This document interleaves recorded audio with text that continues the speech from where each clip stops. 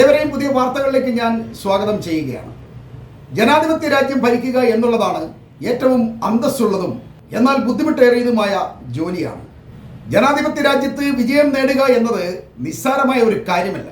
അതിന് ജനങ്ങളുടെ പിന്തുണയും അവരുടെ വോട്ടും നിർണായകമാണ്. തങ്ങളുടെ നേതാവിന് മേൽ ജനങ്ങളുടെ വിശ്വാസ്യതയാണ് വിജയത്തെ നിർണയിക്കുന്നത്. അങ്ങനെ ജനങ്ങളുടെ വിശ്വാസം നേടുന്നയാൾ ഏതാണ്ട് സത്യസന്ധനായാണ് വിശ്വസിക്കപ്പെടുന്നത്.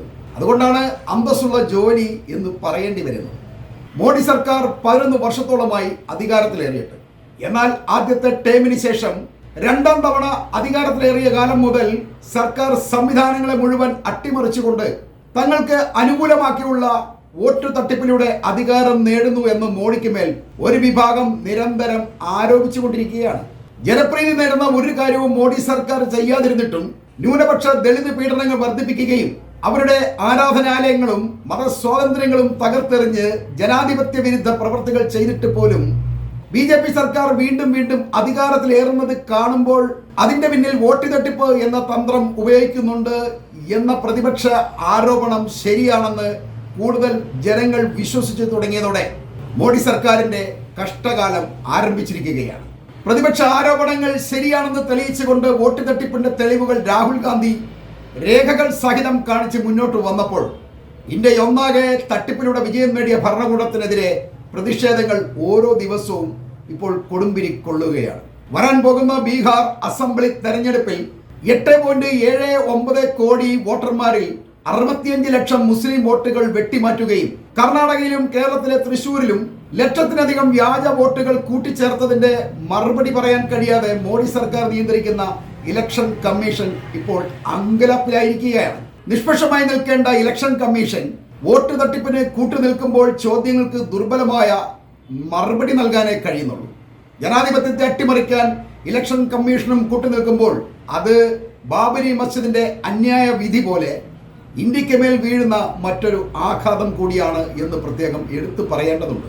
ഇന്ത്യയെ സിറിയ പോലെയോ ഇറാഖോ അല്ലെങ്കിൽ ആഫ്രിക്കൻ രാജ്യങ്ങൾ പോലെയോ ഒരു ഭരണകൂടത്തിനും അവരുടെ ആളുകൾക്കും മാത്രം വിഹരിക്കാവുന്ന ഒരു കേന്ദ്രമാക്കുക എന്ന BJP സംഘപരിവാർ അജണ്ടയെ നേരിടാൻ ജനങ്ങൾ മുന്നിട്ടിറങ്ങുന്ന കാഴ്ചയാണ് ഇന്ന് കേന്ദ്ര തലസ്ഥാനത്ത് നടന്നുകൊണ്ടിരിക്കുന്നത്. എന്തിനും ഏതിനും മറുപടി കണ്ടെത്തുന്ന മോഡി സർക്കാർ കൈയോടെ പിടിക്കപ്പെട്ട വോട്ട് തട്ടിപ്പിന് മറുപടി പറയാൻ കഴിയാതെ കുഴങ്ങുമ്പോൾ ഈ സർക്കാരിന്റെ വിദേശത്തുള്ള ജനാധിപത്യ ഗവൺമെന്റ് എന്ന വിശ്വാസ്യത കൂടി നഷ്ടപ്പെടുകയും ചെയ്യുന്നതായി വിദേശ മാധ്യമങ്ങൾ ഇപ്പോൾ റിപ്പോർട്ട് ചെയ്യുന്നുണ്ട്. ഇന്ത്യയുടെ ഭരണഘടനയെ അംഗീകരിക്കാതിരിക്കുകയും ഭരണ സംവിധാനത്തെ അട്ടിമറിക്കാൻ ശ്രമിക്കുകയും ചെയ്യുന്നവർ തന്നെ രാജ്യസ്നേഹത്തെക്കുറിച്ച് നിരന്തരം പറയുന്നത് പരിഹാസ്യമായ ഒരു തമാശയായി ഇന്ത്യക്കാർ ഇപ്പോൾ കാണുകയാണ്. പശുവിനെയും അതിന്റെ വിസർജ്യങ്ങളെയും കുറിച്ച് പറയുക, നഗ്ന സന്യാസിമാരെ പാർലമെന്റിൽ പോലും വിളിച്ചു വരുത്തി ആദരിക്കുക തുടങ്ങിയ വിചിത്രമായ ആചാരങ്ങളെക്കുറിച്ചും മതവികാരങ്ങളെക്കുറിച്ചും ജനങ്ങളിലെ പ്രണയവിവാഹം, അവരുടെ ഭക്ഷണശീലങ്ങൾ ഇവയെക്കുറിച്ചൊക്കെ നിരന്തരം സംസാരിക്കുകയും അതിനെതിരായി പ്രവർത്തിക്കുകയും ഒക്കെ ചെയ്യുന്ന ഒരു ഭരണകൂടം ഏറ്റവും താണ നിലവാരത്തിലേക്ക് വീഴുകയാണെന്ന് അവരെ അറിയുന്നില്ല എന്നുള്ളതാണ് സത്യം. ഇന്ത്യയെ ആദരവോടെ കണ്ടിരുന്ന വിദേശ രാജ്യങ്ങൾ ഇന്ന് ഇന്ത്യയെ ഒറ്റപ്പെടുത്താൻ ശ്രമിക്കുകയാണ്. ഒരു വിദേശ നേതാവ് പോലും ഇന്ത്യ സന്ദർശിക്കുന്നില്ല. പകരം മോഡി അങ്ങോട്ട് പോവുകയാണ് ചെയ്യുന്നത്. ഇതിങ്ങനെ സംഭവിക്കുന്നത് ജനാധിപത്യത്തെ തകർത്തുകൊണ്ട് ഹിന്ദു പൗരോഹിത്യത്തിലേക്ക് രാജ്യത്തെ എത്തിക്കാൻ ശ്രമിക്കുന്നത് രാജ്യം തന്നെ ഭരിക്കാൻ അവർ യോഗ്യരല്ല എന്ന് തെളിയിക്കുന്നതിനാലാണ്. ആ അയോഗ്യത തിരിച്ചറിഞ്ഞുകൊണ്ട് വോട്ടുകൾ അട്ടിമറിച്ച് തങ്ങൾക്ക് അനുകൂലമായ വിജയം നേടാമെന്നാണ് അവർ വിശ്വസിക്കുന്നത്. അത് ഇപ്പോൾ പിടിക്കപ്പെട്ടിരിക്കുകയാണ്. ലോകഗുരു, ലോകം ആദരിക്കുന്ന ഇന്ത്യയുടെ നേതാവ് എന്നൊക്കെ നിരന്തരം സ്വയം പ്രൊമോഷൻ കൊടുത്തുകൊണ്ടിരുന്ന മോഡിയുടെ പ്രതിച്ഛായ അദ്ദേഹത്തിന്റെ 3ാം വരവോടെ ഇപ്പോൾ പിന്നോട്ട് പോകുന്നത് വളരെ വ്യക്തമാണെന്ന് നമ്മൾ മനസ്സിലാക്കണം. യഥാർത്ഥത്തിൽ ട്രംപുമായുള്ള പഴയ ചങ്ങാത്തം മോഡിക്ക് ഇപ്പോൾ വിനയായിരിക്കുകയാണ്.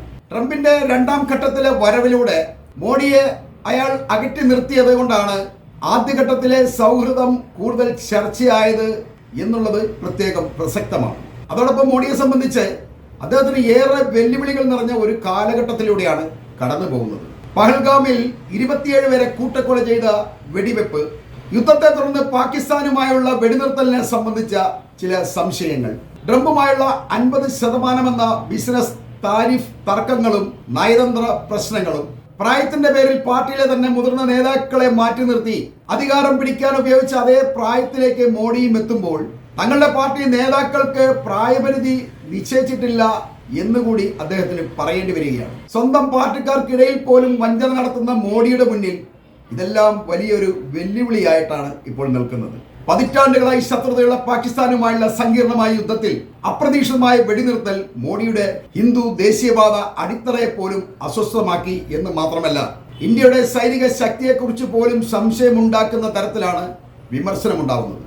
ലോകത്തിലെ 4ാമത്തെയോ 5ാമത്തെയോ സൈനിക ശക്തി എന്ന് നിരന്തരം പറഞ്ഞിരുന്ന ഇന്ത്യ അതിൻ്റെ 1% പോലും വീര്യം പ്രകടിപ്പിക്കാതെ പാകിസ്ഥാനുമായി ഒരു ഒത്തുതീർപ്പിന് തയ്യാറായി എന്നത് മോഡിയുടെ ഭരണ പരിചയക്കുറവും ഒരു യുദ്ധം നയിക്കാനുള്ള അദ്ദേഹത്തിന്റെ കഴിവില്ലായ്മയുമാണ് സൂചിപ്പിക്കുന്നത്. ഇതിനെല്ലാം പിന്നാലെ 2024 മോഡിയുടെ വിജയം പോലും വോട്ട് തട്ടിപ്പിലൂടെയാണെന്ന് സ്വയം പാർട്ടിയിലുള്ളവർ തന്നെ സമ്മതിക്കുമ്പോൾ അദ്ദേഹത്തിന്റെ നില വളരെയധികം പരിങ്ങലിലാവുകയാണ്. ഇൻഡോ US ബന്ധം പോലും പറഞ്ഞുകെട്ട മോഡിയുടെ വ്യക്തിത്വത്തെയും ധൈര്യത്തെയും ട്രംപ് വിശ്വസിച്ചുകൊണ്ടായിരുന്നു എന്നതാണ് വാസ്തവം. എന്നാൽ മോഡിയിലെ തട്ടിപ്പിന്റെ കാര്യങ്ങൾ തിരിച്ചറിഞ്ഞതുകൊണ്ടാണ് 2025 ട്രംപിന്റെ വിജയത്തിന്റെ തുടക്കത്തിൽ തന്നെ ട്രംപ് തന്റെ സൗഹൃദ വലയത്തിൽ നിന്നും മോഡിയെ അകറ്റി നിർത്തിയത് എന്നുള്ള കാര്യം വ്യക്തമാണ്. എന്നാൽ ഈ അകൽച്ചയെ തനിക്ക് അനുകൂലമാക്കാനുള്ള വ്യഗ്രതയിൽ കർഷകരെ സംരക്ഷിക്കാതെ അവരെ തെരുവിലിട്ട് തല്ലിച്ചതച്ച അതേ മോഡി തന്നെ ക്ഷീര കർഷകരെയും പാലുൽപ്പന്നങ്ങളെയും സംരക്ഷിക്കുമെന്ന് പറഞ്ഞ് ട്രംപുമായി താരിഫ് തർക്കത്തിന് നിന്നെങ്കിൽ അത് തൻ്റെ നില പരിങ്ങലിലാണെന്നുള്ള തിരിച്ചറിവ് കൊണ്ടാണെന്ന് കൂടി നമ്മൾ വിശ്വസിക്കേണ്ടതുണ്ട്. അതുപോലെ തന്നെ ചൈനയുമായി അകന്നു നിൽക്കുന്ന മോഡി ട്രംപിന്റെ ഭീഷണി വളരുന്നത് കണ്ട് ചൈനീസ് പ്രസിഡന്റിനെ കാണാൻ ചൈനയിലേക്ക് ചെന്നപ്പോൾ മോഡിയുടെ ദൗർബല്യമല്ല, ഇന്ത്യയുടെ ദൗർബല്യമായിട്ടാണ് അതിനെ വിലയിരുത്തപ്പെട്ടത്. തന്നെയുമല്ല, ഇനി റഷ്യയുടെ പുടിനെ മോഡി സന്ദർശിക്കാനുള്ള സാധ്യതയും കാണുന്നുണ്ട്. അതോടൊപ്പം ട്രംപിന്റെ താരിഫുകളെ കുറിച്ച് ചർച്ച ചെയ്യാൻ വ്യാഴാഴ്ച മോഡി ബ്രസീലിന്റെ പ്രസിഡന്റായ ലൂയിസ് ഡിസിൽവയുമായി സംസാരിക്കുകയും ചെയ്തിട്ടുണ്ട്. ഇങ്ങനെല്ലാം ചെയ്യുന്നത് മോഡിയിലെ പരിഭ്രമമാണ്. അമേരിക്കയുമായി തെറ്റിക്കഴിഞ്ഞാൽ ഇന്ത്യക്ക് എന്തോ കാര്യമായി സംഭവിക്കും എന്ന ഒരു വിശ്വാസമാണ് അദ്ദേഹത്തിന് പെട്ടെന്ന് ബ്രിക്സ് രാജ്യങ്ങളുമായി കൂടുതൽ അടുത്തിടപഴകാനായിട്ടും അല്ലെങ്കിൽ അതിലേക്ക് കൂടുതൽ ചെന്ന് ചേരാനുള്ള ആ ഒരു മാനസികാവസ്ഥയിലേക്ക് എത്തിക്കുന്നത്. ട്രംപിന്റെ സൗഹൃദവും സംരക്ഷണവും നേടാൻ കഴിയാത്തത് മോഡിയുടെ നയതന്ത്ര പരാജയമാണെന്ന് പറയാതിരിക്കാൻ കഴിയില്ല. ഇങ്ങനെ പൊതുവെ പരിഭ്രാന്തിയിലായ മോഡി വോട്ട് തട്ടിപ്പിലൂടെ രാജ്യത്ത് വലിയൊരു ക്രിമിനൽ വഞ്ചന നടത്തുകയാണെന്ന് കോൺഗ്രസ് നേതാവായ രാഹുൽ ഗാന്ധി തുറന്ന് കാട്ടുകൂടി ചെയ്തപ്പോൾ മോഡിയെ സംബന്ധിച്ച് അധികാരം നിലനിർത്തുക എന്നുള്ളത് ഒരു ഭാരിച്ച ബാധ്യതയായിട്ടാണ് ഇപ്പോൾ മാറിയിരിക്കുന്നത്.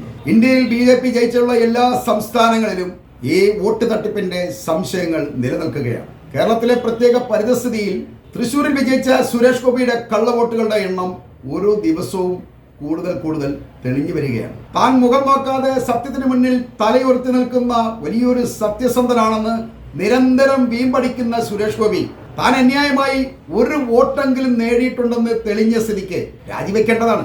അതിന് അദ്ദേഹം തയ്യാറായാൽ സുരേഷ് ഗോപിയിലെ വ്യക്തിത്വം കൂടുതൽ തെളിഞ്ഞു വരും എന്ന് നമ്മൾ പ്രത്യേകം മനസ്സിലാക്കേണ്ടതുണ്ട്. ഒരു ജനാധിപത്യ രാജ്യത്തെ കള്ള വോട്ടുകളുടെ പേരിൽ ഭരണകൂടത്തിന് തലകുനിച്ച് നിൽക്കേണ്ടി വരിക എന്നത് ഏറ്റവും ദാരുണമായ ഒരു അവസ്ഥയാണ് എന്ന് പറഞ്ഞുകൊണ്ട് ഞാൻ ഈ വാർത്തകൾ ഇവിടെ അവസാനിപ്പിക്കുകയാണ്.